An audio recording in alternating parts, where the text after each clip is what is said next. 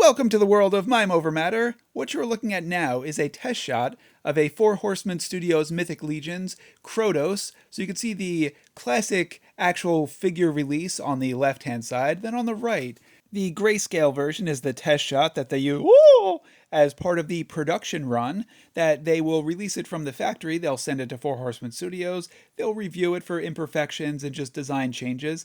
And then they put it into production. So these are very rare figures that are really ones and twosies that Four Horsemen Studios puts out. I've had Krotos in my collection for a few years, but Four Horsemen Studios put up another round of these awesome figures, and that big box that our Krotos were sitting upon, those happen to be my two brand new test shots I was able to pick up, and I thought I would share that with the world since not everyone has these and they're not common to get, and they're probably not available at the time of this video, so let's play with them together. Now I know which two figures I ordered, but I'm not sure which order I will be opening them in, so it looks like the first one is the Cavern Dwarf. So this one, I was super excited. There were some other figures I can choose from. There were some of the Cosmic Legions and Mythic Legions, but I went with two of the characters that I really like and I really like the action figures of, and this Cavern Dwarf happens to be one of them. And you can see, woo! You can see that he's got that epic beard, he's got that awesome armor. The articulation is exactly what you would expect. These are the real figures with the real plastic. Everything is great about them. It's just really looking for, these are the final test shots before they put them into production. So these are the unpainted final versions that were made. And you can see that he is a little bit shorter than other figures, but still about the same size as our Krotos. And they have all the accessories. So he's got his hammer in there with the pieces. You just slap them together. So he could walk around and he could start hammering nails in, really finish that barn. So he could put his, dwarf ponies in there. I would imagine that's what he keeps in that barn. And there are so many other accessories in there. And when we go through all these, then I also have the official released version that we can do a side by side, because I do have that one and he's fantastic. Here's a nice little shield. We've got the handle somewhere in there. We've got a swappable head, but it does not have the beard. So I don't know anyone out there who is using that swappable head that does not have that epic beard. And we've got our choice of horns. So you can see on his helmet right now, he's got those circles. Those horns will pop right in. So we can go with the larger horns, the shorter horns. But these are the horns I am choosing because I think they just look right. So we could always swap them out if we want to change them around. We can use them as a mood ring. If he's shocked, the horns go up, or versus the horns go down. Or he's angry, and then he's got his shoulder guards. There are some inscriptions in there. I'm not sure if that's part of the test design, but they go into the back. I don't like putting the shoulder guards on all of the characters because it does limit the articulation of the shoulders. So for this one, I'm not going to put them on. And we have an axe. And in my mind, a dwarf has to have an axe. That is his weapon of choice. I know you can go with the hammer too, but this has to have at least one axe if you axe me, which you might not have, but I'm going to answer anyway. He's got two different varieties of axes. Axes. The axes of power. That's what he's got, and we're going to give him both. So there we go. Why? Well, that's the Y axis, I say. All right, this guy is fantastic. The one thing I'm not certain if I want to give him the two axes or one axe and one hammer. For now, it's easier to keep him with the two axes. And then we've also got a shield, so we can give him an axe and a shield. Looks like that piece plops. I don't remember that happening with some of the other ones. That might be something that in the official version, if that emblem comes off and it holds in place with the handle. I'm not certain on that. I don't remember that happening with any of my other figures, but I don't have this one opened up. So perhaps not. And I will be opening this guy up in the future. I have a lot of action figures that I don't open up right away because I like to use them for reviews and stop motion unboxing. So he was one that's in the hopper. And now I will bump him up now that I have this nice test shot to compare him to.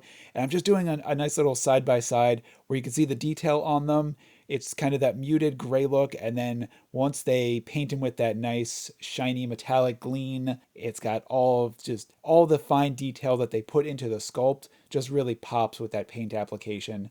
So I love these test shots. I think they're just such a cool addition to the collection. And when you grab your favorite characters of them, and it's special. So right now we're going to go over to our second of our test shot figures, our third test shot in our collection. We've got our Cavern Dwarf, we've got our Krotos, and then we've got the third. What's in the bag?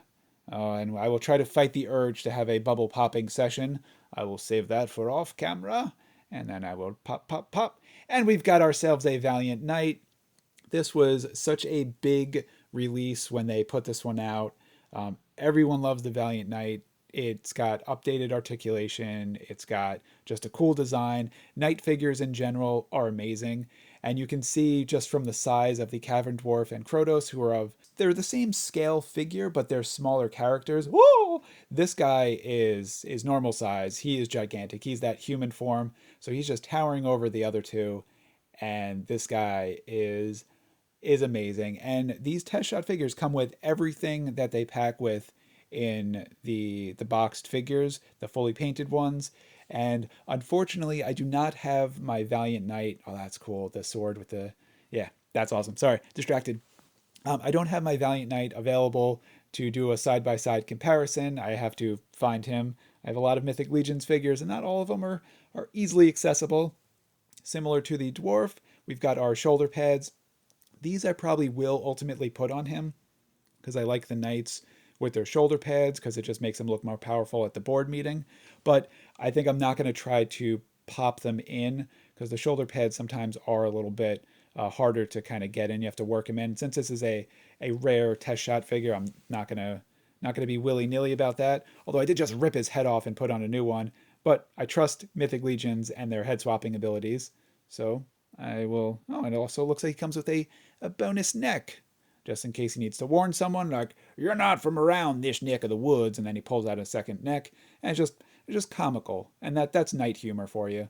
And he's got all these extra hands. We're not going to go through them one by one because there's just way too many of them. We've got the grabbing hand, like if he's reaching for asparagus, and then he's got a spiked mace, so he can just swing it at people, smash watermelons and pumpkins and any of the larger fruits that he really wants to kind of make a side salad with.